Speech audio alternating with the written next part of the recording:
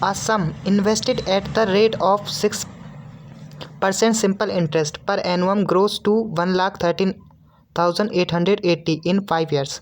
What is the simple interest if the same amount is invested for 8 years at the rate of 9% per annum?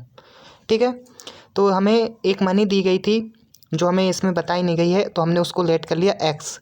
हमने invest की 6% simple interest के साथ, ठीक है, 6% rate के साथ 5 साल के लिए, और हमारी वो मनी हो कितनी गई 5 साल के बाद? 1,13,880 हो गई।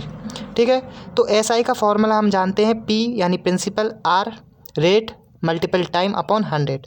तो एसआई तो हमें पता नहीं है, लेकिन एक मनी जो हमने इन्वेस्ट की और बाद में 5 साल बाद जो बन गई, अगर हम उस दोनों का डिफरेंस निकालेंगे तो वही हमारा क्या होता है? SI simple interest.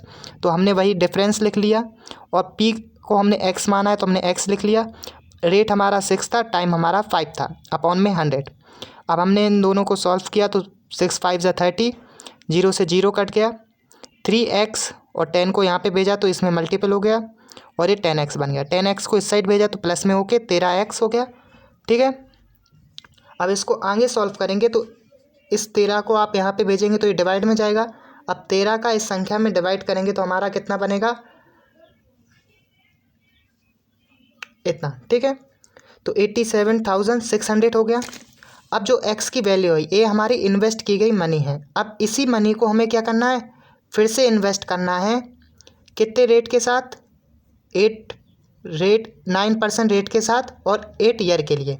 ठीक है, तो 87,600 को हमें 9% रेट पर इन्वेस्ट करना है 8 साल के लिए। तो वही फॉर्मूला ऐसा ही हमसे पूछ रहा है, तो 87,600 मल्टीपल 9 मल्टीपल 8 अपॉन में क्या हो जाएगा? 100। ठीक है, अब हम जब इसको सॉल्व करेंगे तो 0 से 0 कट जाएगा। 876 मल्टीपल 72 करेंगे। ठीक है, अब यहाँ पे आपको दिख रहा होगा 6 और 2 को जब आप मल्टीपल करेंगे तो हमें लास्ट में क्या मिलेगा? 2।